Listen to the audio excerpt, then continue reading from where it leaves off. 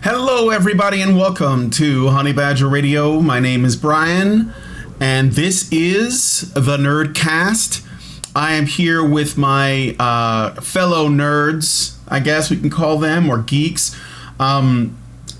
Miss Cherry. I was gonna call her Anna Cherry, but I'm trying to get into the habit. So Miss Cherry, yeah. Appreciate it. I'll take nerd. I claim nerd for sure. Yeah, I'm not gonna take you to be a geek. I don't think, though. I do love video games. So yeah, I don't know, maybe. there you go. Well, I don't think that I get too much into the whether or not we're using the right terms like nerd or geek. I think that there's a lot of overlap anyway. Yeah. So and not everyone is nerdy or geeky about everything. Like some people are really into, what was that?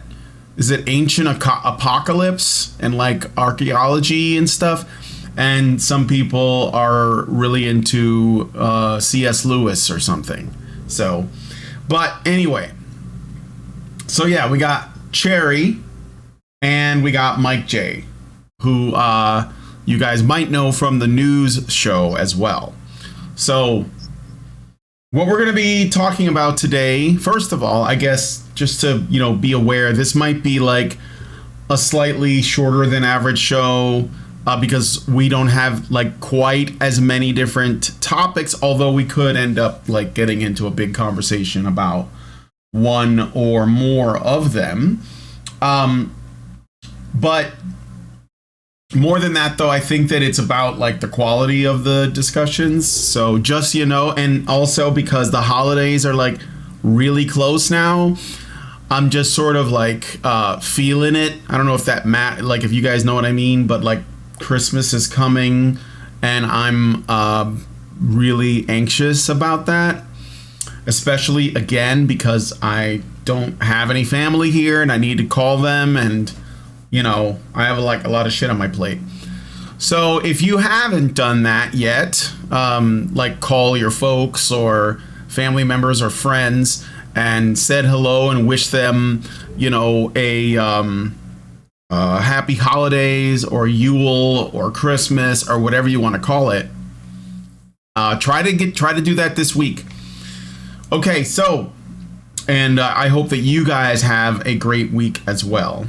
But I guess I'll just tell you guys what we have planned.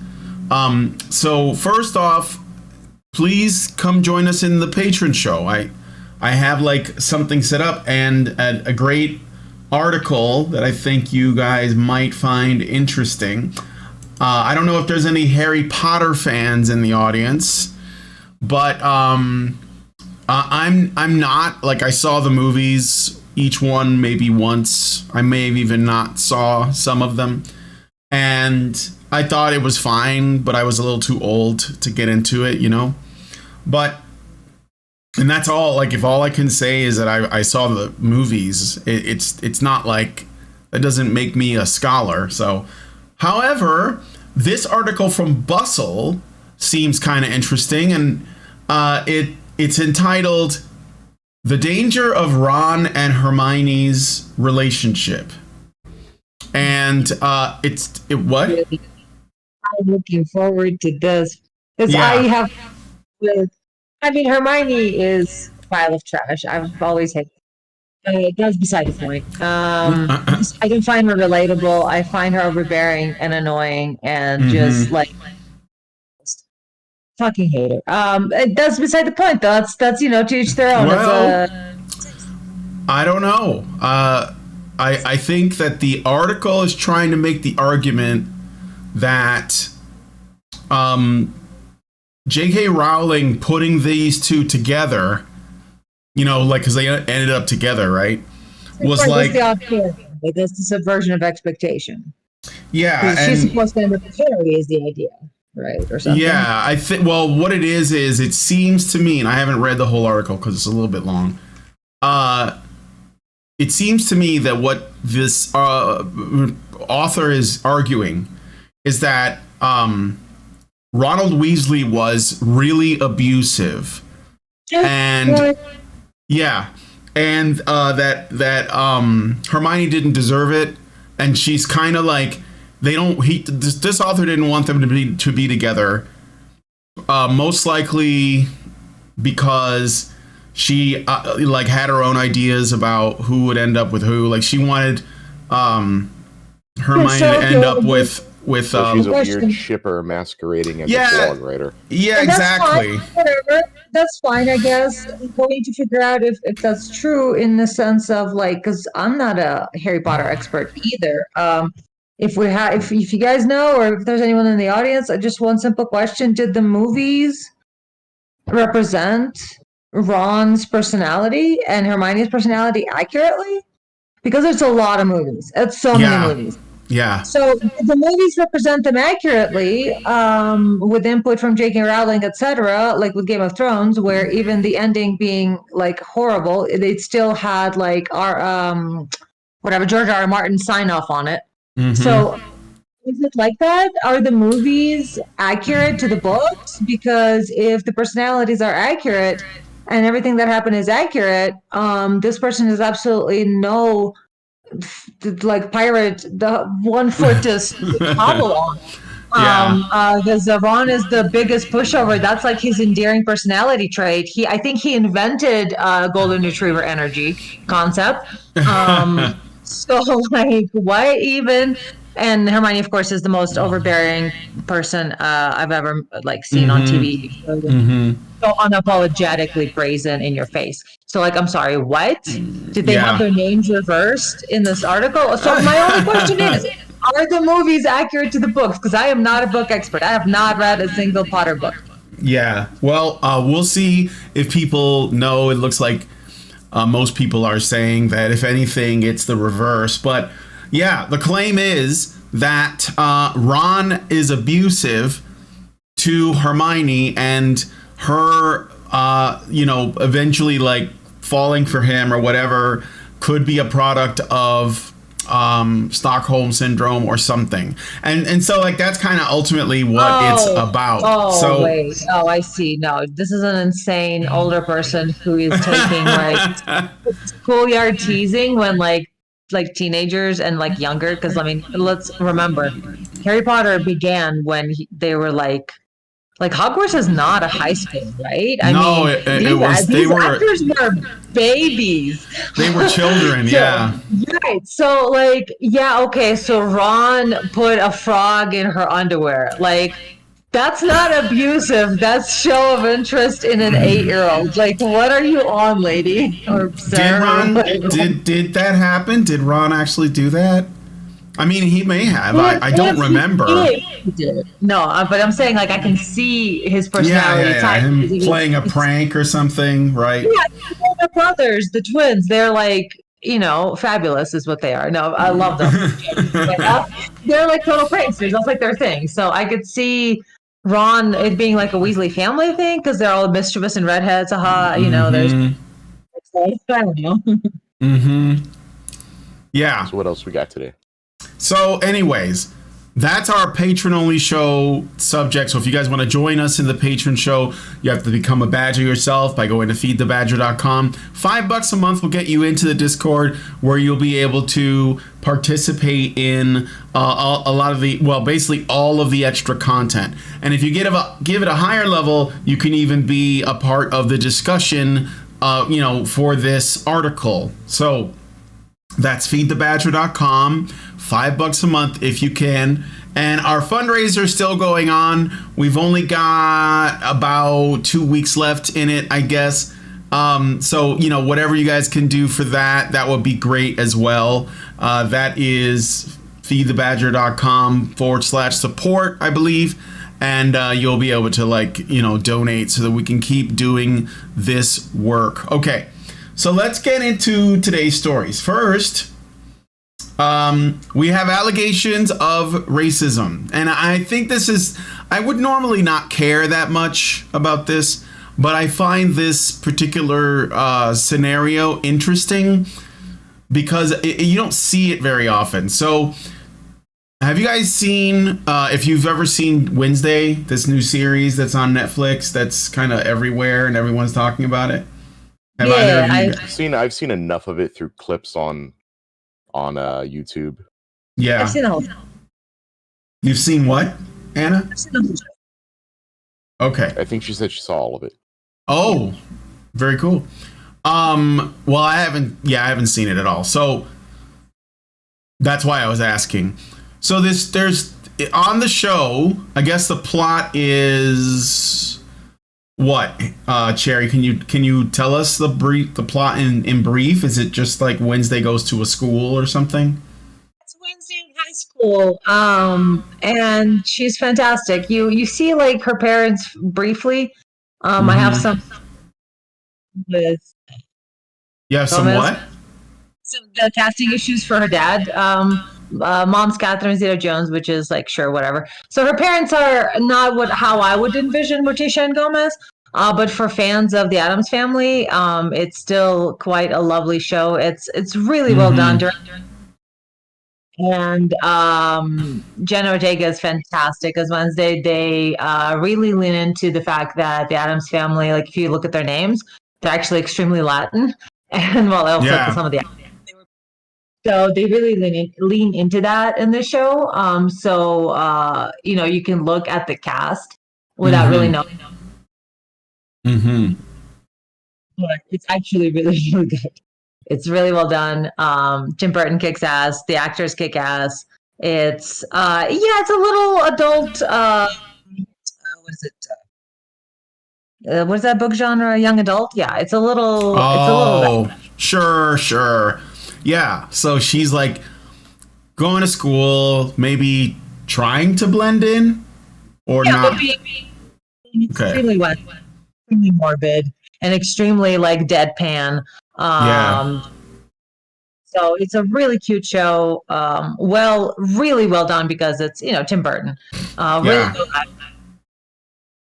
Yeah, it's actually quite good. So I would the show just for a little fun Halloween treat, even though it's no longer Halloween. Yeah. Well, okay. So apparently, Wednesday has a bit of a problem in the school called Nevermore, and the problem is that she's dealing with bullies, and they cast black actors to play the bullies. They're not even bullies though. That's the problem. Or what? Minor antagonists? Just normal people reacting to Wednesday because she's not a normal person. Well, I mean, there's cliques. They're representing cliques, right? Yeah. So they're a little catty, but nothing more than like the standard high school level of catty. Basically, yeah. The thing is, though, the head mean girl that is like, I forget what faction they represent, but it's like some cool witchy special power faction. Sirens, I don't know. They are like the quintessential mean girls, or at least the main one is. And so the black actress, who's like the villain is a strong term because it is, like I said, young adult high school, and it's nowhere near the level of Mean Girls. But essentially, what they did is they cast a very short-haired, very exotic-looking woman as the pretty girl. The mean pretty girl. So what they're seeing as the villain is actually a nod to the quintessential like popular mean girl, but popular because she's pretty. Yeah, so she's not like the main story's antagonist, but there's not really antagonist in this kind of story. They end up being friends too, if I remember correctly. More or less, yes. Because Wendy is just too much of a badass to care, essentially. So I'll read a little bit of this article. The show, a dramedy highlighting Wednesday Addams' time as a boarding school student, premiered last week to record ratings and mixed reviews. Critics have taken issue with black actress Joy Sunday playing a mean girl at Nevermore Academy, and black actor Iman Marson playing a bully and the son of a corrupt mayor. The mayor also owns Pilgrim World, an eyebrow-raising choice considering the museum celebrates pilgrims and colonizers.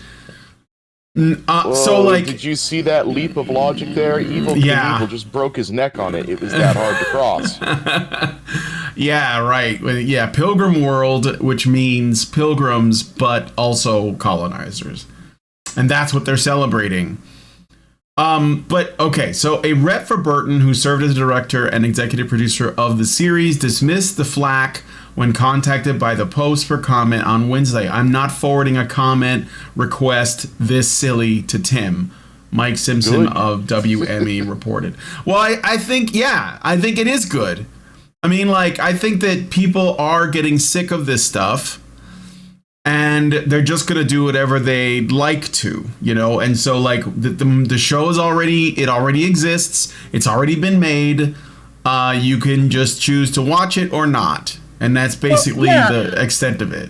I mean, correct me if I'm wrong, but throughout the show, it's kind of like a whodunit. At a certain point, there's kind of a mystery of who is doing the thing.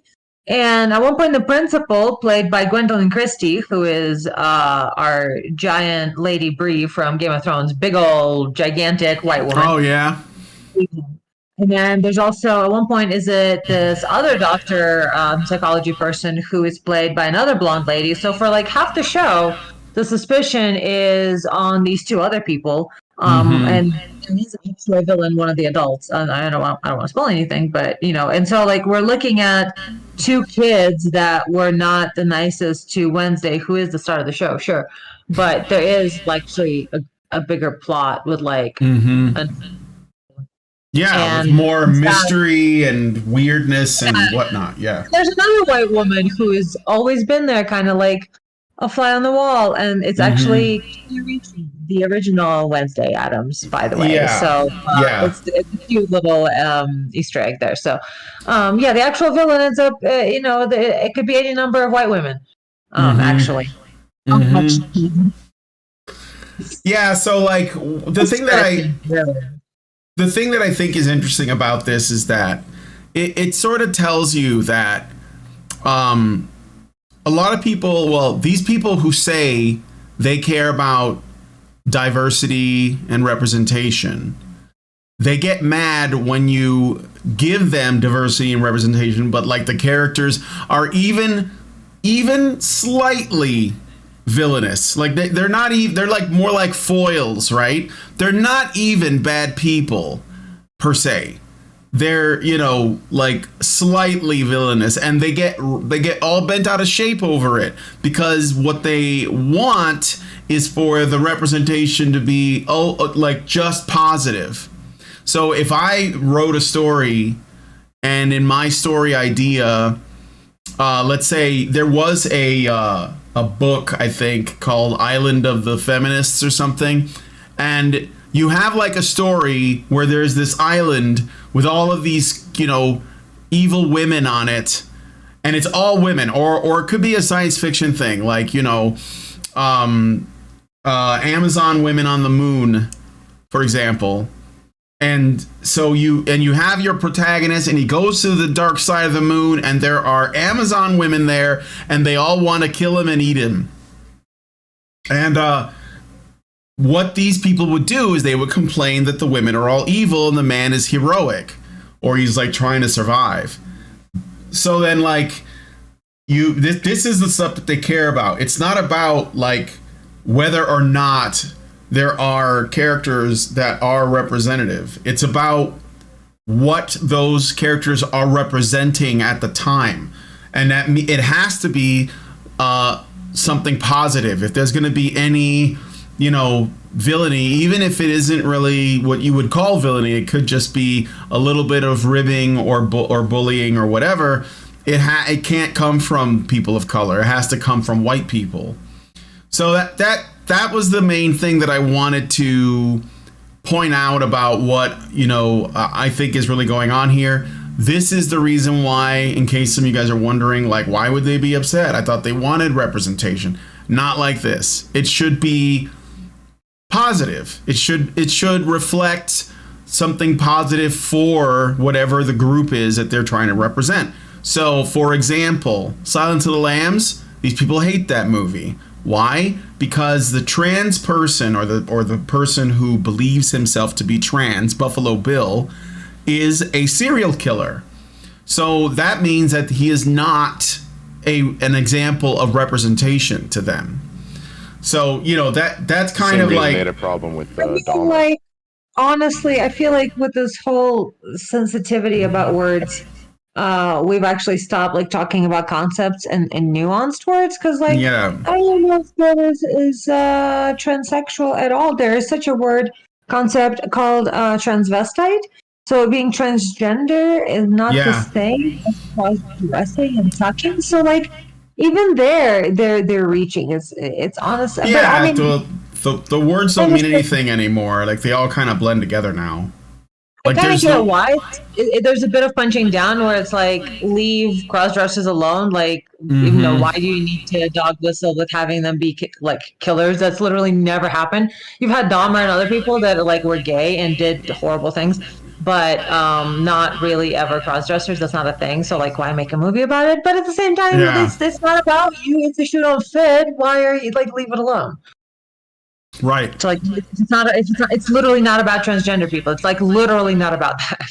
No, of course not. Tyler Preston says, doesn't the movie flat out say that Buffalo Bill isn't transgender? Well, no, he's transvestite. He's transvestite. Yes, we know. Yeah, we know that. That's basically what the other guy said. He was the one that was essentially being the authority on that. But my point is that whether or not a man is a transgender, a transvestite, a cross-dresser, a drag queen, none of that, like that, the nuance between all of those words and what they really mean, that's all lost. It's all the same now. So if you're a drag queen, that's basically the same as being trans. Like that's what they're saying now. This is how they're altering the language. I looked up a synopsis of the movie, and the way they find out about Buffalo Bill is they look at Lecter's notes. Yeah, Hannibal Lecter archives, and they find the guy's real name, James Gumb, and they specifically states who believes he's a transsexual but was deemed too insane to apply for a sex change surgery. That was a plot point. Yeah, which kind of like, you know, contributed to his current state, or the state that was current in the film. That's really interesting, because that's like actually nuance that people who are advocates for transgender rights should really be into, because the whole concept of sex change operations, which frequently, or gender affirming surgeries, I should say, because, you know, I do believe in levels of social justice for people who like want to represent themselves as how they feel, and if medicine can help them with that, great. I mean, my personal philosophy is like, don't cut, but that goes for like everything, including plastic surgery, but that's just like my personal phobias. Like, cutting into your flesh with a knife, like what are you people doing? Phobia, that sounds like common sense. Right? Yeah. So my personal you need to stop calling things phobias. Like jumping out of a plane is a perfectly rational thing to be afraid of. Normalize rational fears, totally. Yeah, so like cutting into and like bone surgery where, yeah, I'd like a smaller nose or whatever the fuck, or liposuction even, but all of that shit freaks the hell out of me. Like, stop cutting things. So that's my personal philosophy, but at the same time, gender affirming surgery is fantastic, and let people do whatever the hell they want to do. And so going back to what you just mentioned, so I'm not obviously an expert in Silence of the Lambs, but what you said would be a really good point to actually bring up, because there are those who look at gender affirming surgery as something that people would just like do on a whim so they could go into a girl's bathroom and look at their panties. It's like, get the fuck out of here. No, nobody does that. But at the same time, it would be very helpful to point out that even in such a movie as Silence of the Lambs, they pointed out the fact that you need to go through medical screening that has to do with your psychological state of mind before they can greenlight you to have gender change surgery.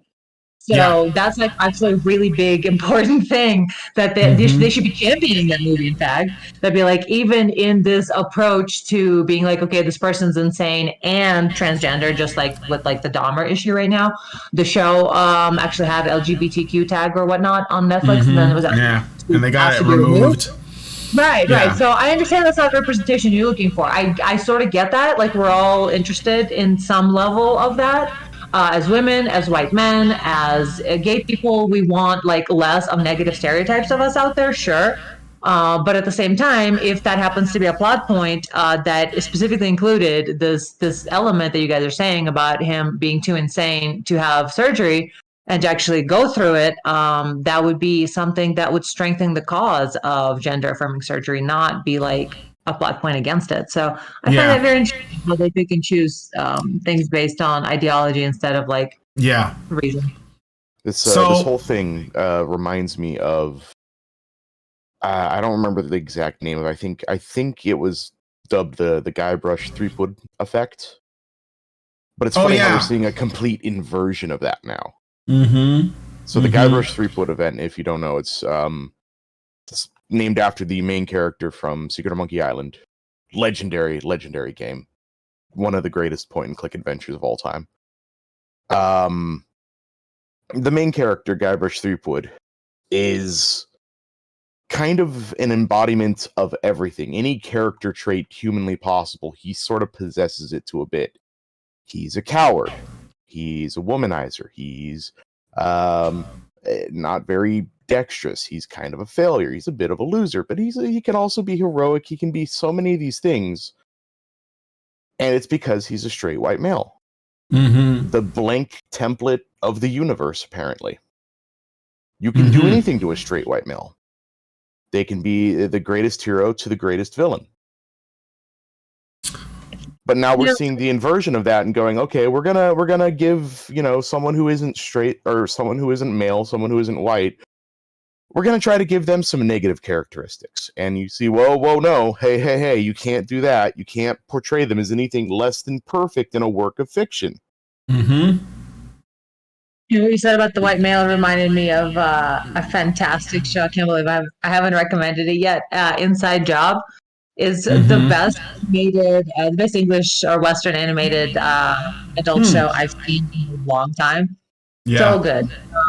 I'll have to look it up. Yeah, Futurama and Rick and Morty had a baby and were like good. It's really neat. It's called Inside Job. It's on Netflix. Season 2 just came out.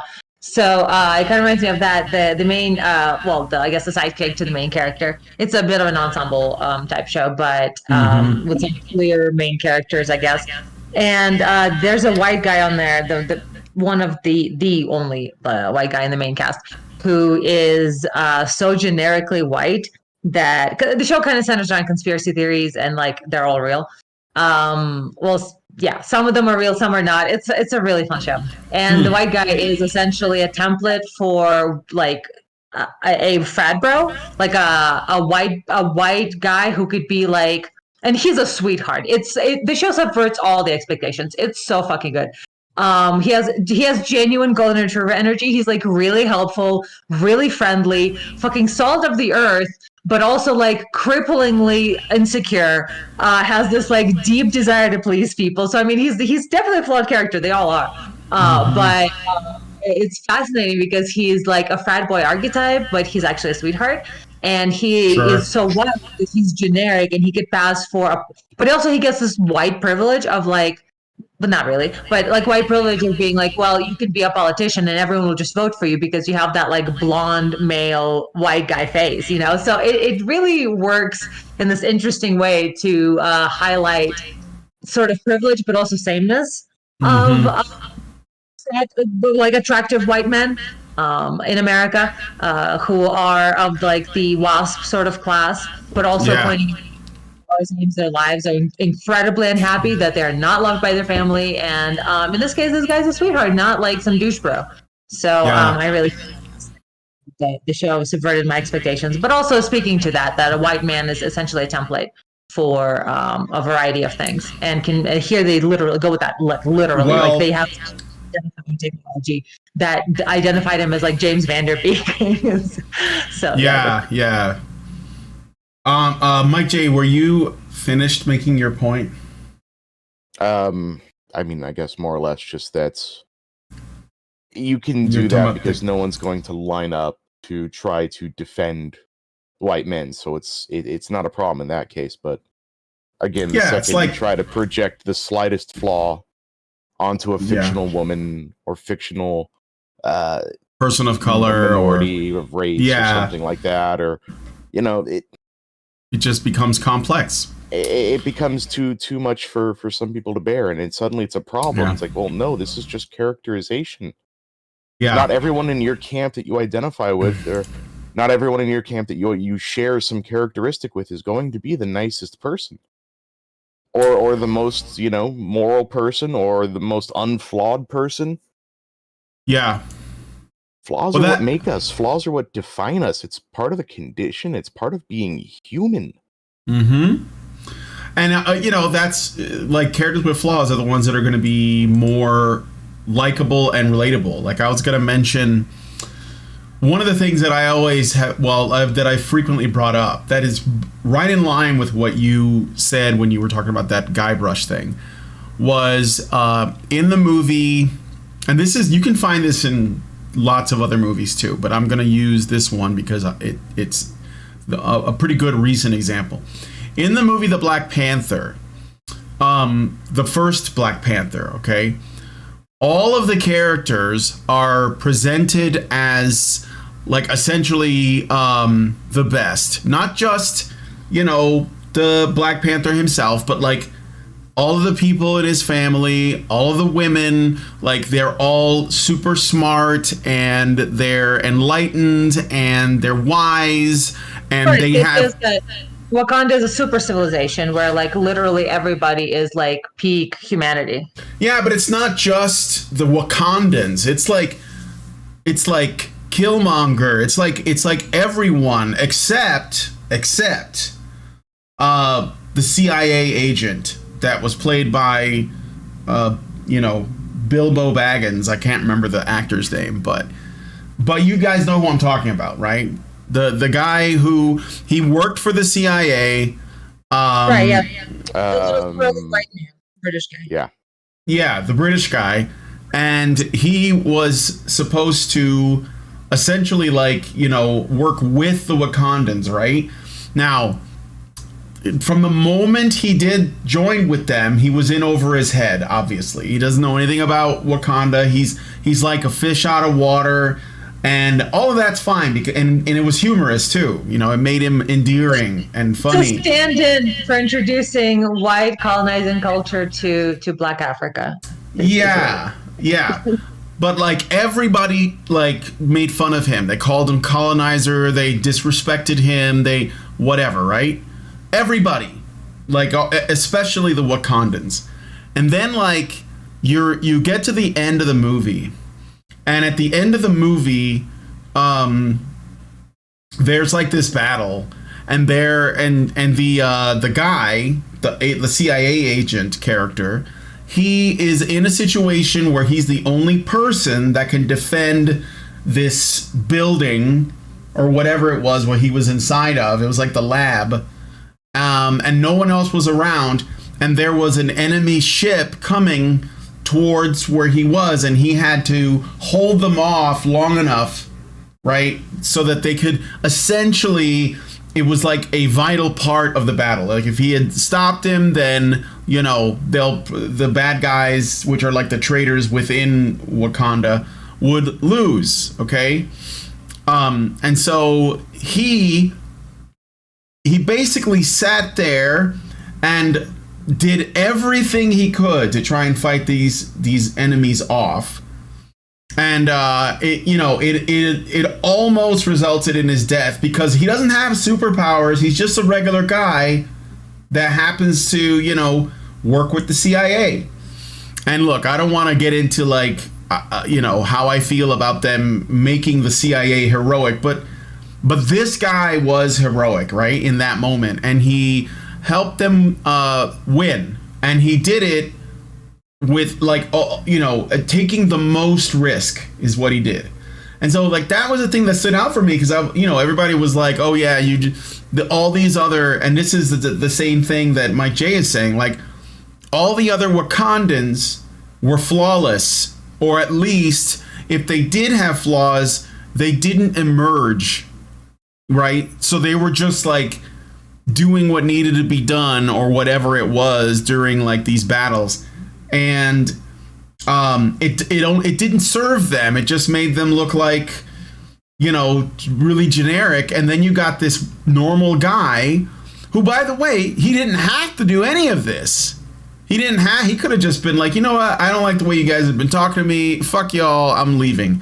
But he didn't. He stayed and he fought, and I was like, that's what heroes do.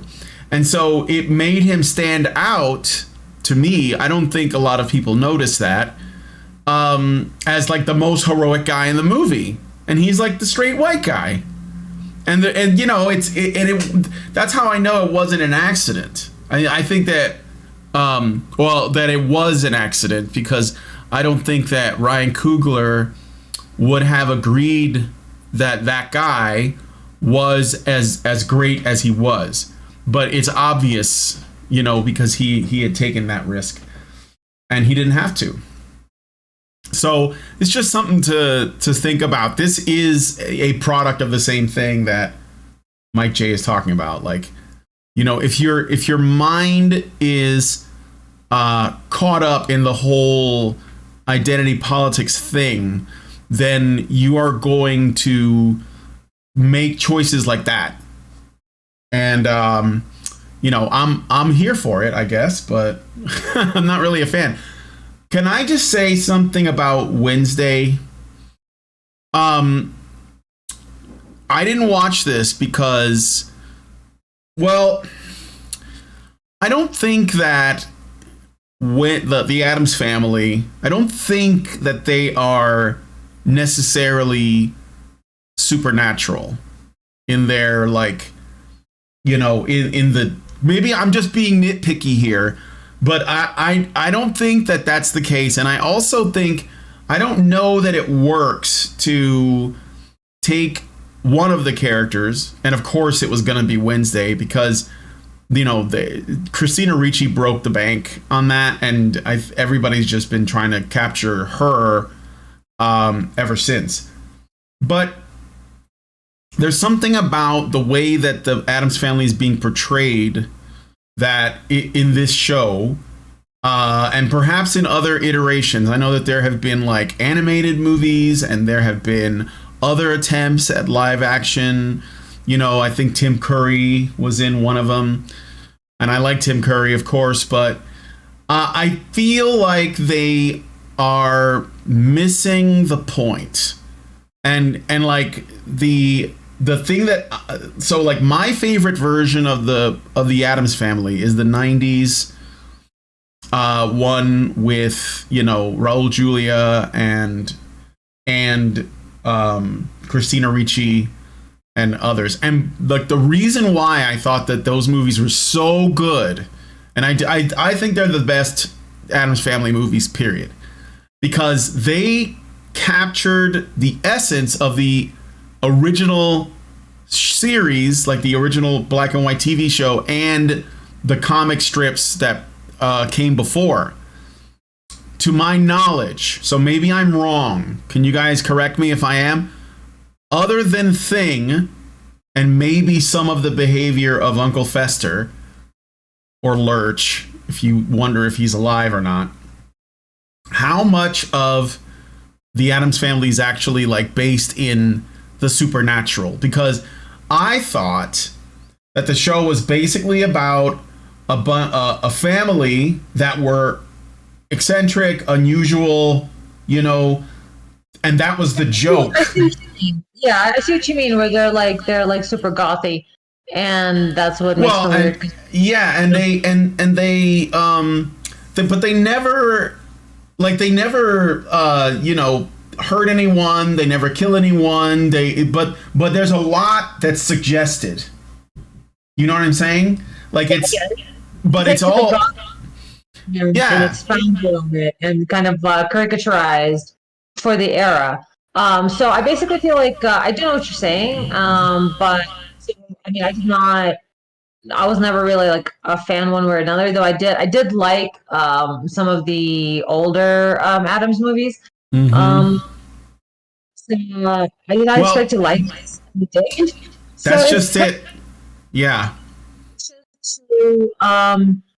To the genre, so for the era that it came out in, which was like what, 60s, 70s, like it was still it in was black and white. It was like the early 60s maybe.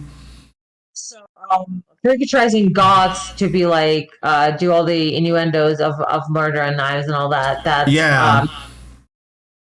but it was all, that's the thing. Like they were supposed to like everything that normal people don't. And right, so everything was inverted, right? I mean, yeah, I could see that also, but I feel like more was a caricature or exaggeration of a goth culture, because that's something that was novel to people. But since that, they've moved on from there, and so the show has to sort of evolve to meet the needs of the current people. And so I think this was a really clever way of expounding on the universe of the Addams Family. So let's say, because goths are like passe, everybody's goth now. So let's expand on that. And because I mean, like Tim Burton and his wife Helena Bonham Carter, they married in like an all black wedding. They were like gothness is their lifestyle and has been for a long time. It's like super passe. So how do you make the Addams Family interesting, where literally everything, like Instagram, TikTok, everything is goth? Well, you take it to the next logical conclusion, which is so they're all spooky and they have this like disembodied hand, and looks like Lurch might be like a Frankenstein type monster. So let's expound on that and say they live in an actual universe, and that's why they're so spooky and weird, is that the world they live in is actually inhabited by actual like spooky creatures. So yes, it is a departure from the original, because in the original they were just spooky because they were so goth and not Stepford. Not fit and leave it to Beaver. But where do you go from there? So you take the lifestyle, the Halloween, very exclusively aspect of the Addams Family, with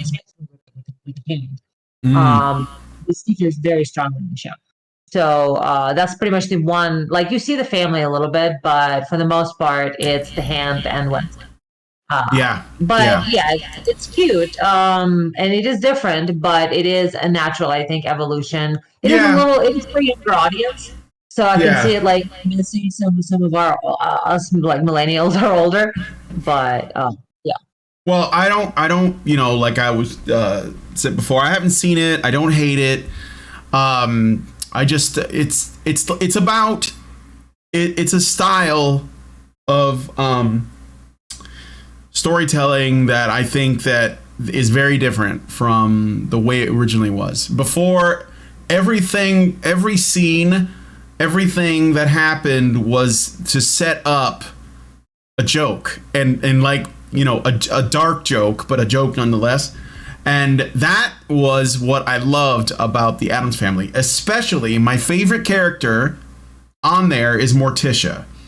And because she's just great. Like the woman who played her in the 90s movies, amazing. Like, what is her name? Amazing. Is it the same person we're talking about?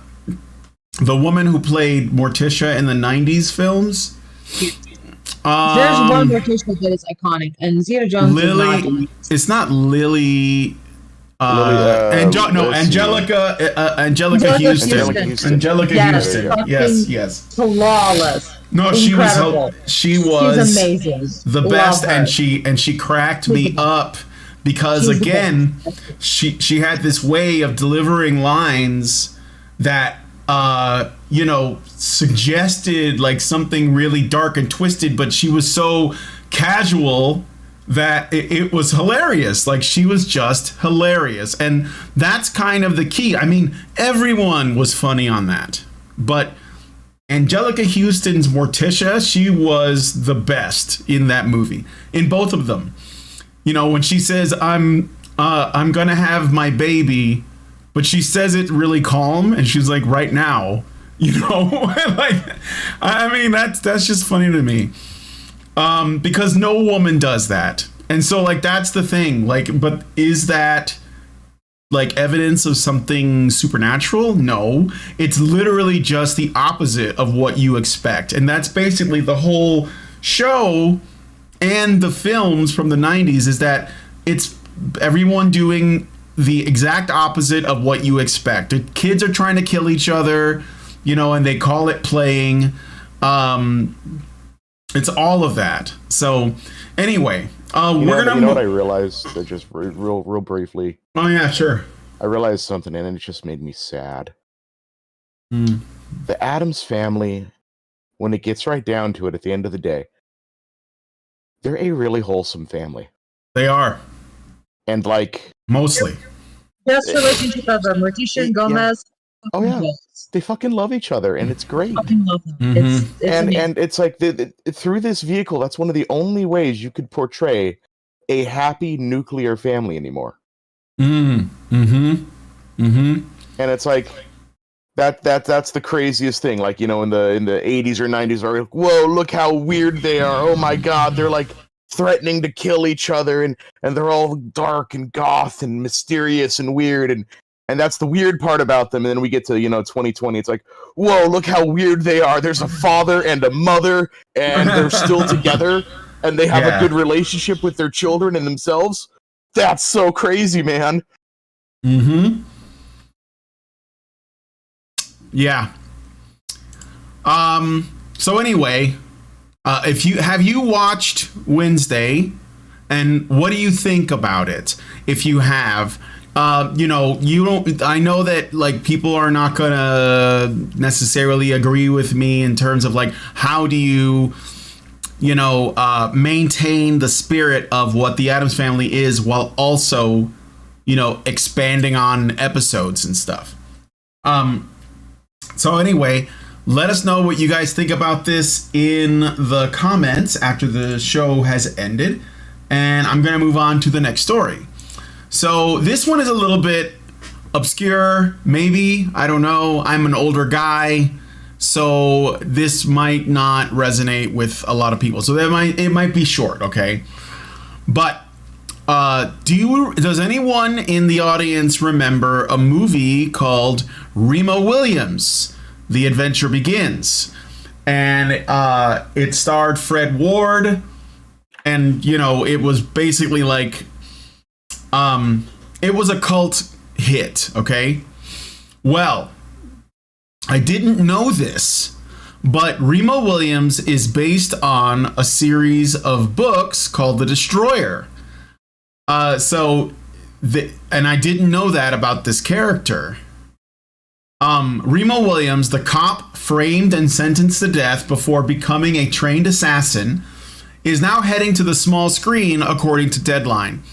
Better Call Saul executive producer Gordon Smith is adapting the Destroyer book series, which was first published in 1971 for Sony Pictures TV and with Prime Universe Films' Adrian Ascaria, producer of Hitman Agent 47, set to executive produce. Originated by Warren Murphy and Richard Sapir, the Destroyer book series is about a U.S. government operative named Remo Williams, a former Newark cop framed for a crime and sentenced to death. His death is faked by the government so he can be trained as an assassin for Cure, a secret organization set up to defend the country by working outside the law. Some have speculated that Jerry Conway, who created Marvel Comics' The Punisher, was inspired by the Destroyer when he created Frank Castle as a one-dimensional foil in Amazing Spider-Man. In the first appearance of Spider-Man, the Punisher was a villain, basically, that was hired to kill him. The Murphy and Sapir's books were previously adapted as a feature film, Remo Williams' The Adventure Begins, in 1985. Shane Black was also previously attached to a potential future feature reboot, but that never happened. So that's basically the short version. So there were these series of books called The Destroyer, and it featured this character named Remo Williams, who was trained in an ancient style of martial arts, and it was just it was the most 70s action spy thriller thing ever. And they were very popular with men, these books. and they made a film, and I think they wanted to make more films. I don't know if, what the reasoning, like maybe they didn't make enough money or whatever. It was really negatively reviewed. Just checking out like the wiki page on it. Mm-hmm. The movie was kind of yeah. Oh, like the critics didn't like it? Yeah, it wasn't right. I mean, it says generally negative reviews from critics. Yeah. So let's see. Oh yeah, bad box office too. Yeah, that'll do it. Yeah, well, I think they that didn't clear more than 4 million in the first 4 days. No, it's a cult classic, is what it is. Yeah. So like, and that became popular well after. Like it should have been bigger. Like, you look at the people that were attached to the film to direct and screenwrite, and they brought on a lot of Bond movie veterans. Yeah, because that's kind of what they wanted. They wanted like an American James Bond. Yeah, that's right. They wanted an American Bond series, and it started off again. This guy's like writing these they're like pulp books, where like titles like Slave Safari and Kill or Cure, and I was like looking at that. I was like, man, I would watch the shit out of those. I mean, they'd probably be fun at least, right? So Meredith G says. Go ahead. Oh, go ahead. I was just one of the funny things I was gonna say was just they cast Joel Grey as the like wise elderly Oriental sensei. Yes. And Joel Grey is not. They were like, we need to find an Asian guy for this. I'm like, damn it, we can't find an Asian guy. Yeah. So we're just gonna take a normal guy, and this guy had to go through like hours of makeup per day to look like an old Asian dude. Yes. Like, they couldn't have just looked a little harder. Yeah, I guess they could have put a call out. But that's another thing too, is that like we all knew that wasn't an Asian guy, and we still loved it. We thought it was hilarious. So, yes, that's right. It's got some racism in it. Or something, I don't know. But I do see that some people in the chat are saying that they are aware. Quantum Cat says, yes, I knew, and I read a couple of the Destroyer books. Meredith G says, yes, Remo Williams is one of my favorite films. This is what I mean. Like, it has like a cult following. I think I saw maybe the first 20 minutes of it when it just happened to be on, when I was pretty young at the time. I think I was in like a restaurant waiting for food to be made and leave. And just ended up watching and going, I wonder if I'm ever going to see the end of that movie. Still haven't to this day. Mm-hmm. So yeah, anyway, that's it. I don't really want to spend too much time on this one. I just wanted to mention, because this is the weirdest piece of news I've seen in a while. I hope, and I don't know, this could be an absolute disaster. Like, I mean, they're asking, is this Amazon? I think this is Amazon. Sony Pictures TV. It might not be, but this could be an absolute disaster, and I'm prepared for that. In fact, I'm kind of expecting it, but maybe they'll pull it off. Here's how I would do it. If I was going to make this into a series, I would lean into the 70s aesthetic. I would have it take place in the 70s. I would use similar like film techniques that they used to use in the 70s. Get whatever team made Once Upon a Time in Hollywood. Yeah. Like that, or there was something else I was thinking of that has Black Dynamite, right? So like, oh yeah, if you can get the people behind that, I wouldn't make fun of it though. I might, you might like get a little bit of a laugh out of it if it has like that 70s look, but like I wouldn't make it into a parody. Guy actor and to cake as much makeup as you need onto him to make him amazing. If they had balls, they would do it. Mm-hmm. Yeah. And you just go, but like since we like live in the now, we could make the effects and car chases and all of that. We can just make that like just absolutely insane. So it will look like an older movie, but the action will feel like a modern movie. All right, anyway, Proven says Destroyer is the kind of book series you make when you've got no limits. It's literally amazeballs. Meredith G says for Amazon projects, you want another studio actually doing the production that actually is passionate about the project so it can be actually good. Yeah. I would like that, but I don't know if it's Amazon. I don't want to like, I feel like it was, but I don't know. I don't know who Sony Pictures.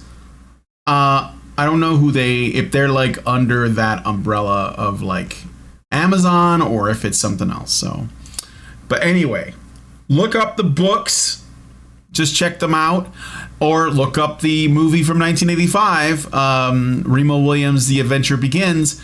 You might like it. I don't know. So we're going to move on to the next story. But first, I would like to read some super chows and maybe some super chats, whatever we got. So Gary Thomas gives us $2 and says, in the comics, the family is just weird, not magic. That's a reference to the Addams Family. And yeah, they were just kind of, I don't even want to call it eccentric. They were just kind of backwards. And that was the joke. So, Morticia would cut the heads off of her flowers. And that was the joke. Wednesday would cut the heads off her dolls. Yes. Pugsley exactly. had a pet like octopus or something. Yeah. Lurch was nobody fucking knows. Gomez was like a knife thrower and juggler and also like canonically one of the worst lawyers in existence. Yeah. And yet they're like made all of his fortune through like pure happenstance. Mm-hmm. Yeah, they just happen to be filthy rich. Well, the joke is like people keep trying to take advantage of them. Like this one group convinces Gomez like it's a really, really good idea to like purchase like these hundreds of acres of nothing but like desolate swampland. Mm-hmm. And it turns out like it was either like super rich in oil or like iron or some other valuable thing you pull out of the ground, and they just got filthy rich from it. Yeah. Yeah, 100%. Senior Sticks asks, Gomez is a lawyer? I guess. Yeah. I mean, they literally don't have to work, so... okay. I just remember there was one skit where it was like he comes in talking about he's lost another case, and Grandma Addams is like, a perfect record. Okay, so we're going to move on to the next story. Let us know what you guys think about that one in the comments. And this is the last one. Yeah, that was the. I had to remind myself of the joke. That's the running joke that he only is a defense lawyer for people he knows are guilty. And he's such a bad defense lawyer that they always wind up in prison. So he boasts about his record of putting away all sorts of criminals. Oh, that's kind of messed up, but funny. All right, so we're going to move on to the next story. Let us know what you guys think about this one in the comments. Let me just check one more thing. All right, that's good. And this is the last story. And I guess it's like the saddest story. Or maybe not. So, Henry Cavill. He was, in case you guys don't know, Henry Cavill is an actor. He was in, most recently, The Witcher series and the Superman like films. Like he was in Man of Steel, he was in Batman v Superman, and in the Justice League. And there was talk for a while that like all these things that are happening in these film studios. People are getting fired, people are changing, you know, like the reins of power or whatever, are switching places with other people, and all kinds of crazy stuff is going on. And one of the things that DC fans were really worried about was what was going to happen to the DCEU, especially when you consider that, you know, some of the characters or actors were getting a lot of support from fans, namely, I want to say Ben Affleck, kind of, for his Batman, Gadot. I don't know Gal why. Gadot. Gal Gadot, yes, Gal Gadot for her role as Wonder Woman, and of course Henry Cavill for his role as Superman. And so, you know, a lot of people, big fans of all three of those actors, but especially Henry Cavill. You know, everyone wanted him to, like, basically appear in a film that actually does justice to Superman. And he said something along those lines. He was like, I want to come back and I want to be that aspirational Superman. I want to be the truth, justice, and the American way Superman. I feel that too many of the movies that come out with heroes are so depressing because they've got to make them some sort of, you know, flawed sort of anti-hero. And it's like, no, I just want to be the Superman that we all would want to be deep down inside. Yeah. And that's what he said, right? And he was pushing for, in fact, he quit The Witcher because he didn't like how they were handling the story, right? And you know, Cavill is sort of like known for being kind of a stickler for canon. Like, it's a big deal to him, right? Yeah, there's some crazy things coming out on allegedly on sets from the production of The Witcher. Like, a lot of the female writers were like, "Oh my god, he was so toxically masculine," and like, it's like, well, what did he do? Did he like sexually assault anyone? Was anyone hard? He's like, well, no, he never touched anyone. He never just said anything inappropriate, but he just kept disagreeing with us. Yeah, right. Yeah. And so, like, he's basically just kind of a combative when it comes to things that he feels strongly about. And I think that he took the job to play The Witcher because he was a fan of the books. And I think he even played the video games too, but I'm not positive about that. But that was his passion, or one of his passions.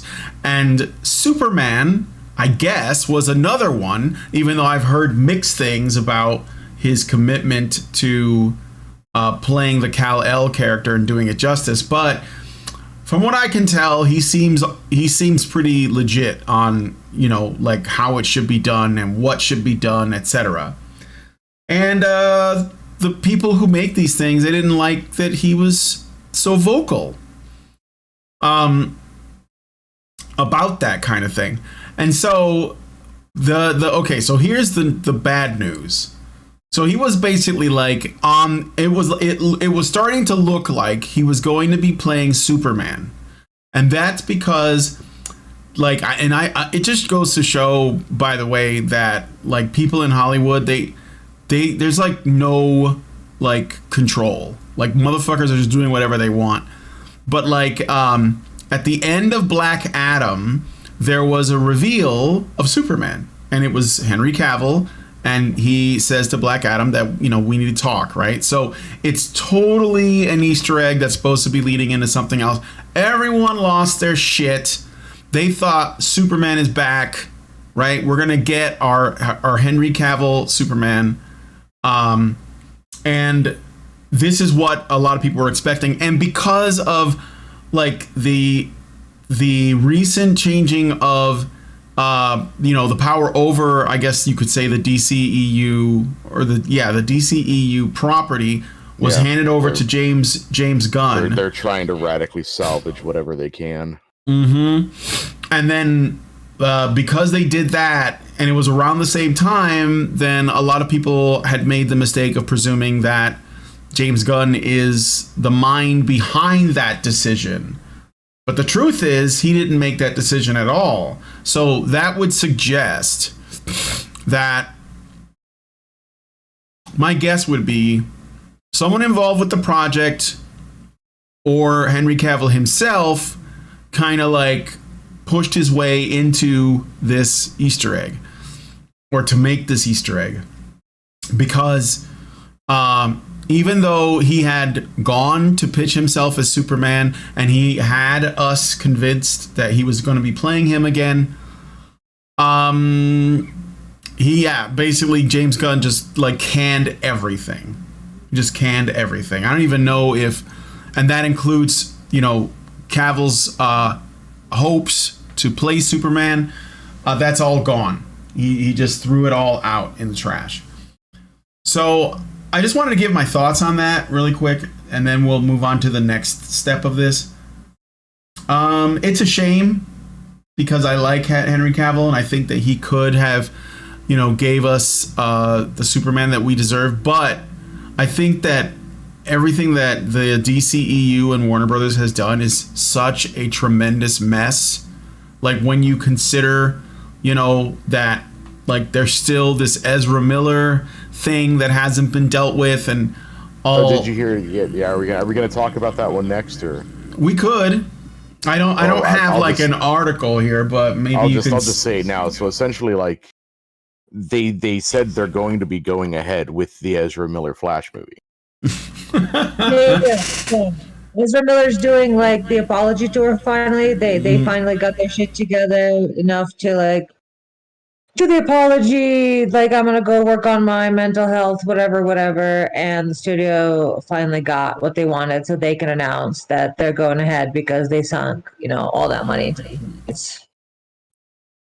So yeah, they're gonna, not only are they gonna go ahead with it, but they're also cutting Gal Gadot and Henry Cavill from the movie, because apparently they have. Oh, you mean like after the rearrangement, they're still doing it? Yes. Oh, fuck. Oh yeah, it's gonna be. It's gonna be something. I have no idea. Let's just see if Ezra Miller can stop assaulting people for 5 minutes after it comes out. So yeah. So like, it's. I don't know. What were you gonna say, Mike? I'm sorry. I kind of forgot. That was it. Just like wow. Yeah. Interesting play, Cotton. Let's see how it plays out. So, yeah, I don't know. Like that sounds like a bad idea. I mean, they should that Flash movie should be the first thing to go. I'm sorry, but like, what? I don't know. Whatever. Well, that's not going to help your cause, because unless they're going to use, because it's like. The Flash movie is supposed to be something involving time travel and or alternate realities, I think, because it was like Flashpoint or something. So maybe that's the reason. Although, frankly, I would be genuinely angry if they tried to do Flashpoint with Ezra Miller. Like, Flashpoint is one of my favorite DC storylines. Well, does it involve alternate Earths? Well, yes and no, and kind of at the same time. Flash ends up going to like a different sort of dimension, and the long and short of it is he runs into Batman, but Batman isn't Batman. He's not Bruce Wayne. He's Thomas Wayne. So he's Bruce Wayne's father. The night of the whole thing, what ends up happening is Bruce is the one shot and killed. And Thomas becomes Batman, but he is like this amalgamation of Batman and the Punisher. That's fun. He just doesn't give a fuck, and it is really scary to see untethered Batman. Like, it adds a whole different level on it too, because even before all this, Thomas Wayne was in his own right a genius and also a doctor. And so he's like taking a whole bunch of crazy things. Like he's taken the Joker's Joker gas. He's taken the Scarecrow's like fear poison, and he's weaponized them to make them even worse. And he uses it against criminals. And again, he's got no compunctions about just shooting people. So it's like if Batman killed, finally. Because like the big question is like Batman doesn't kill, right? But if he did, he would be like... Well... Honestly, there's no other Flash, but is it CW? I don't even know. What is that? Yeah, you're talking about the I think it is called the CW, but you're talking about the TV show Flash. Yeah, the TV show Flash. I don't know the guy's name, but until the last season, it would be the best show I could recommend to this crowd in terms of men's rights, dads, like giving respect to dads. It's so fucking good. Last season was weird, but maybe last 2 seasons, I don't know. Let's just say, don't quote me on it, but let's say last 2 seasons. But the first 4 seasons of The Flash is fucking incredible. The boy, or the guy, Barry, he's like such a Boy Scout, but also like a superhero. So like the whole Spider-Man thing never really sat well with me. It's not my favorite hero, but I know, like, even close. But I know a lot of people, I mean, the whole comic book, like, I'm late comer to it, so don't take my word for it, but generally not been my thing. Though I know a lot of people are super into Spider-Man, particularly those who are not like, don't fancy themselves as particularly masculine appearing or feeling or whatever, so they really relate with like Peter Parker's like slightness and like the fact that it is coming of age story from like a teenage to perhaps a man, but not really a man, more like a young adult. So if that is, and so Flash feels like it's that kind of vibe. It's for like maybe like a more younger, slighter build kind of superhero boy, whatever. A man for him to a man that a boy can see himself in. So if you feel like that's you, or if you like the Flash since you were a kid or whatnot, I highly recommend checking out the show. It was on Netflix last I checked, so you can like watch the first 4 seasons and then make up your mind after that. But it was on point for like so pro dad. And like they really play up the support role. So even when Barry is the one doing things for his wife or whatnot, which is a lot, particularly in the end, but like they still love each other and she's still thankful for it, and they still like uphold or try their hardest to like uphold a family, and that family being like sacred. I mean, some of it is like the Black culture, I would say, because I would say there is sort of an element of like a Huxtable type of tradition where like family is kind of sacred. So there's a lot of that from Barry's adopted dad and his wife. But it's a really beautiful show. So speaking of nerd things and the Flash, it really kind of cemented my appreciation for Flash, that particular show. But that's sort of been my only exposure to it. Ezra Miller, not so much. So like bring that guy, the Netflix or CW, whatever, Flash, bring him to the movie screen, please. Yeah, why a does lot it of have people... to be this quirky, weird? I don't know. I don't know. I'm not feeling the new Flash. Like I'm just. No, there was a middle Flash that was cool. Who was the Flash before him in the movies? There wasn't one, I don't think. At least not that I know of. Okay, maybe I'm crazy. I'm having a stroke. I don't know. The CW guy was Grant Gustin. Oh, wait. Is that the one from the 90s? No, this is one from the CW Flash. All right. Oh shit! There was a Flash actor. He's who very humble, like both the Flash and the actor. I had no idea what his name. He had kind of a short-lived run, but I thought it was pretty good. In the 90s, the TV show Flash was John Wesley Shipp. One of the actors is a flashback to one of the actors that plays like, because Flash is all about alternate timelines, which can be in this show. And then at the end, there's like crossover with the Arrow and one another show. Sure. They try to tie everything into each other. The CW loves doing that. Yeah. I don't know. Like, what?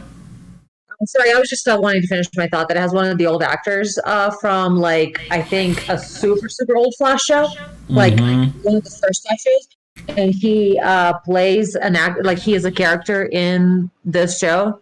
I think that's the guy I'm thinking of. I just don't know his name. Mike J just said it, but like that's who I was thinking of.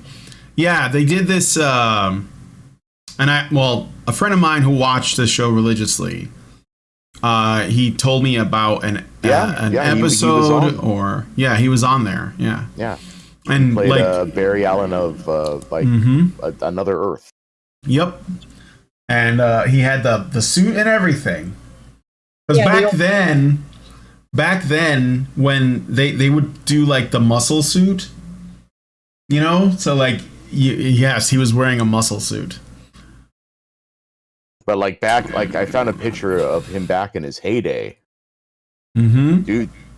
Dude was yoked. But like he wasn't like super muscly, because I think that sort of would not be appropriate for the Flash, because he's fast. He's the Flash. He's lean and mean. He's wiry, right? Yeah. If you're talking about the John Wesley Shipp, he does play as one of the Barry Allens from alternate timelines in his old helmet, which is super cute. Flashback, throwback, whatever, Easter egg, I don't know what to call it. And it's not really a spoiler, but because you can just like look this up in IMDb, he also plays Barry Allen's dad, and it's like some tragic scene. Oh, so he's featured a lot on the show. Yeah, it's a nice touch. Okay, so anyway, I got to get back to, because we haven't actually gotten to the main part of this, but so as I was saying, James Gunn, just all of it's gone. He was like, we're not following up on any of this. He told The Rock, you're done. He told everybody. And he wanted to start with a clean slate, completely clean slate. So he kicked... Huh? What is The Rock done with? You said The Rock is done? Are you talking about Black Adam or some other property?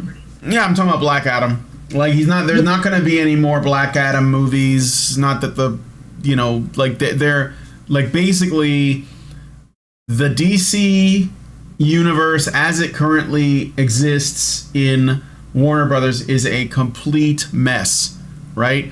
Nobody knows what movie's connected to what. There are movies that are in development hell. There's so many problems. And they gave this mess, which is kind of shitty, to James Gunn, and they were like, can you fix this? And the first thing he did was he basically canceled every project except for The Flash for some reason.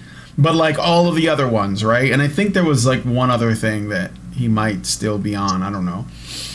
But like most of the other stuff is gone. And that includes Henry Cavill as Superman, amongst other things. And Gal Gadot, which is a shame because I liked her. I thought that she was a good Wonder Woman. And I didn't even hate the first Wonder Woman movie. I mean, I thought it had problems, but... Yeah, it was all right. It kind of leaned into the fact that... I'm going to say Gal Gadot's not an amazing actress. No, she's just really gorgeous. She nailed the aesthetic. She nailed the look. She is 100% believable on a movie picture cover, on a poster. I mean, and it sort of, like I said, it sort of worked in the first movie because, like, she's a stranger in a strange land. She's getting used to everyone. She's kind of awkward. She's never seen a man before. Mm-hmm. But by the time it gets to the second movie, and then that's not even to mention all the other problems the second movie had. But it's like, hey, you should kind of be aware of how things work by now. Yeah. My main thing is, and this is like, it seems to be the main problem with these DC properties, they usually get people who really look the part. Like, I think Gal Gadot is just, she's so gorgeous. And when I see her as Wonder Woman, I just think, oh, that's Wonder Woman. But you're right. I don't think that she's like necessarily a great or convincing actress. So All right. So anyway, that happened. So Henry Cavill released a statement, basically saying that he's really sorry that he's not going to be appearing as Superman anymore, and he basically asked his fans to kind of like keep their chin up, and hopefully whoever they get is just as good, if not better, to play the character, because James Gunn obviously has every intention of making a Superman film, and he wants it to be the first film in this like new series. It's probably going to take him a few years, which is probably good for us because like too many people are fatigued from all of this. So I guess we'll see, and it is a shame.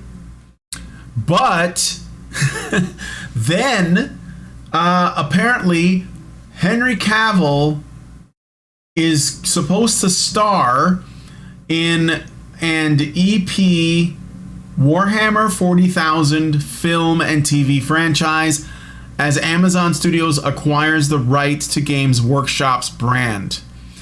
So now, if you guys don't know this, Henry Cavill's a massive fan of Warhammer 40K, and he's probably always dreamed of making something with the property or with the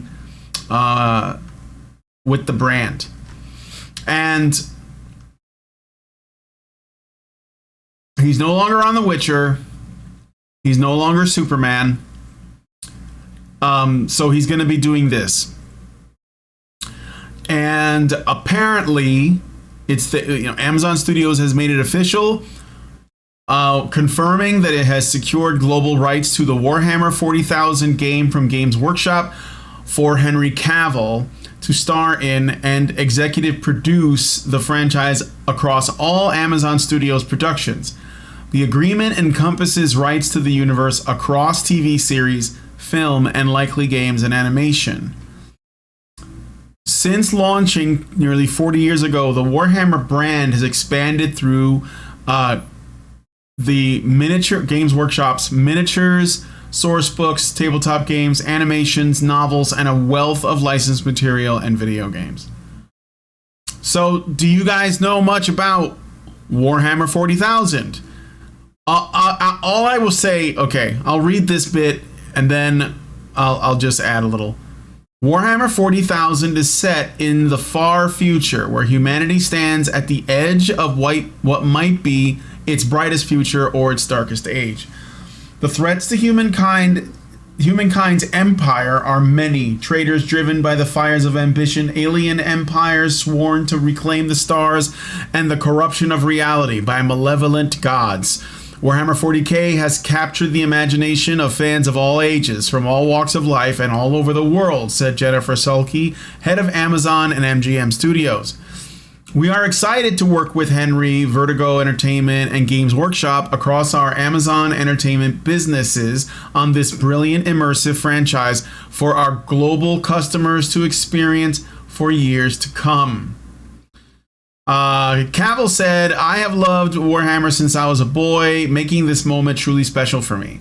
The opportunity to shepherd this cinematic universe from its inception is quite the honor and the responsibility. I couldn't be more grateful for all the hard work put in by Vertigo, Amazon Studios, and Games Workshop to make this happen. One step closer to making a nigh-on lifelong dream come true. So, what do you guys think about Henry Cavill executive producing, because that's one of the positions he's in, a Warhammer film and television franchise? If they've given him total creative control, he can handpick his writers, he can handpick his actors, I think we're on the precipice of something great. Mm-hmm. And I will totally acknowledge that is being incredibly optimistic about this all. Yeah, it is. I want to hope. I want to believe, damn it. Yeah. No, I get it. Especially after, the meringues of power. But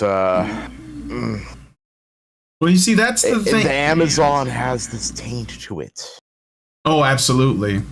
And I'm always sketched out when I hear, like, thing you like is Amazon, damn it. Mm-hmm. So, cautiously optimistic, I'd say. Yeah, that's fair. Don't you think that this is the thing that worries me? Isn't just like the scale of Warhammer as a setting incredibly intimidating? Like, just I guess he would have to like pare it down a lot, because it's just so much. Like, if you just start watching lore videos, they're gonna lead to other lore videos. Oh yeah, like just like sure. Yeah, it doesn't seem to end, and you're like, God damn, this world, because this world that they built, there's so much in it. And I'm like, how are they going to do a series or a movie? Well, the good news with this, the good news about Warhammer is that the scale, it's definitely there, but you can go to the macro or you can go to the micro as much as you want on it. There are small little self-contained stories that you can tell. There are small little plots and planets that you can focus on their struggles and what they've gone through, and you can just kind of stay with them. You don't have to touch anything else. You just have to just stay and tell one small story, and they could presumably get an almost unlimited amount of seasons off of this. Yeah, I mean, go ahead. No, I was just gonna. That's kind of, I think, maybe the plan they're going for. Yeah, I hope so. I mean, yeah, my only like really major concern is, like, this setting is so like rich and full of interesting things. Like, are we gonna see, all of the factions at some point? Like, because obviously, and maybe not at the same time, but like, yeah, I don't know, like that's what I think they would do it. Like, I don't know if you've seen anything about the new Warhammer game, Dark Tide. I have seen some things, but I don't know what all is in that. So yeah, and well, they kind of tamped back, like, what, who they're dealing with, who the allies are, who the enemies are. Yeah. And they give you just enough lore that sort of the basics about what's going on. But they don't like overload you and like, okay, now here's the thing about chaos, here are the gods of chaos, here's the warp and how that works. Also, there's some orcs over there. Plus we've got these undead skeleton robot guys. Necrons. Also, you ever hear of Tyranids? Let's talk about Tyranids. Because it's not important for the story they're trying to tell. They're trying to get you just enough so it's like, okay, all right, I know what I'm doing. I know who my friends are. I know who I'm fighting with. I know who I'm fighting against. Give me a bolter. Let's go. Yeah. Well, I mean, I'd like that. I think that a good Warhammer show or movie would have elements of aliens in it, and that's really all you need, is to capture that essence. So, but I am worried. That's all I will say. I mean, I'm gonna wait till I learn more, but I am a little worried, and it seems to feel like Henry Cavill's had bad luck. Yeah. So, I've got a conspiracy theory on this. Okay. After a few losses, Amazon really, really wants a win. They want a W in their corner, and they're like, okay, shit, we tried the whole bullshit diversity thing. We tried, to market this so hard to leverage one of the greatest franchises ever in this direction, and we sort of kind of blew it. So how about we experiment with something radical, something crazy, giving the fans something they seem to want. Mm-hmm. And not mucking about with it, not trying to change things, not trying to sit there and armchair quarterback the lore. Let's get someone who is a absolute lore obsessed nerd, who at the same time could be, cast as a front man for this. And let's just let him go nuts. What's the worst that could happen? Mm-hmm. Well, yeah, I mean, that's possible. Although I wonder, can Amazon executives actually lay off, or are they prone to sabotage and then not taking any responsibility? Because that could very well be what happened with Rings of Power. I won't say that I think that this product is going to go woke. I think they're going to try to stay away from that. There's nothing less woke than Warhammer 40K. But that doesn't mean they wouldn't try it. But I have a feeling that they're not going to do that. So if they run into problems, it's probably going to have more to do with the budget, because yes, Amazon has lost a lot of money on Rings of Power. And so they're probably going to be a bit more reserved in what they spend their money on, and this may suffer for that. Although I think not that to worry on that, Brian. I am sure day one Henry Cavill's going to show up in his own custom-made set of ultramarine armor. I know he's got it in his closet. Yeah. But that will cut a little bit of the cost down there. But you're still going to need a lot of CGI. There's so much in the lore that you just it's going to be super hard to stick a person in a suit and be like, okay, yeah, that's what this is supposed to be. Well, I was going to say that it'd be cool if all of the Space Marines had a little bit of a CGI enhancement on their neck and face so that they look more like the part. Because they're supposed to, even Henry Cavill, make him just, absolutely bestial. But, I mean, all I can say is good luck. I hope this works out for you. So, I don't really have much else to add. Except, sorry you didn't get the Superman role, but, they have, other things in mind. I think that James Gunn said he wanted a younger Superman, but that it's not going to be an origin story, which is fine. It sounds like young adult Superman, maybe not Superboy, but Smallville already did. What are you doing, James Gunn? Leave it alone. You can't get better than Smallville. You just cannot. Well, you know what? That might be what he's looking at. Although the guy from Smallville is in his 40s, so it couldn't be that guy, but it could be something like that. I don't know.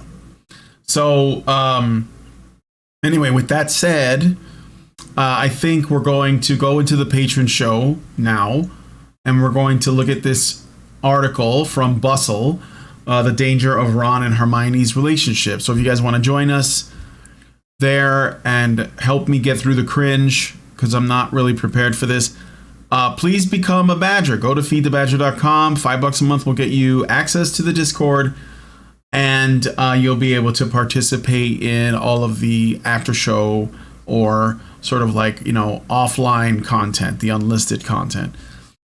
I got some super chats, so I'm going to go ahead and blow through those really quick. First, I'm going to check and see if there's any super chows that people have sent through. Sometimes I miss those, and I don't want to do that. No. And then I'll look at Rumble really quick. Nothing there either. All right.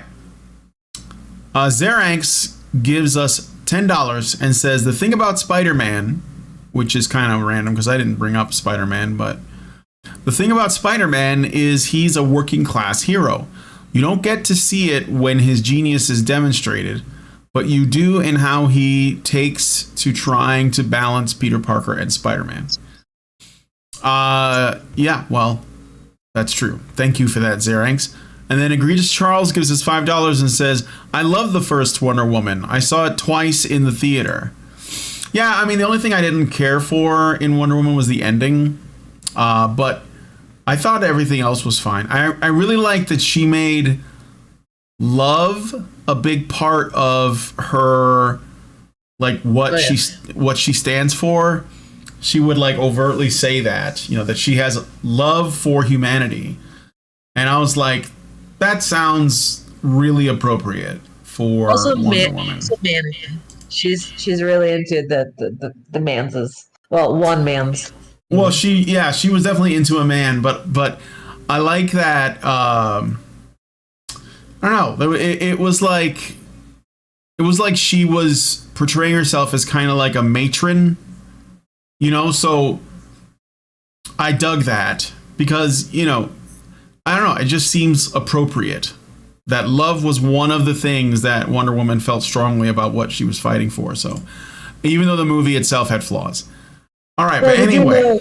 The origin of Wonder Woman and like the kinky threesome BDSM. Yeah. Always fun. Yeah. I don't think that's what they were going for, but I do know about that. All right, so anyway, we're gonna love, man. But okay, so anyway, we're gonna wrap the show up here. Thanks, guys, for coming on. If you guys like this video, please smash the like button, subscribe if you're not already subscribed, hit the bell for notifications so you know when our shows go live, and leave us a comment. And most importantly, please share this video because sharing is caring. All right, thank you guys so much for coming on today's episode of the Nerdcast, and we will talk to you all in the next video. Men's rights activists are machines, dude. Okay? They are literal machines. They are talking point machines. They are impossible to fucking deal with, especially if you have like a couple dudes who have good memory on top of that too. Holy shit, you're fucked.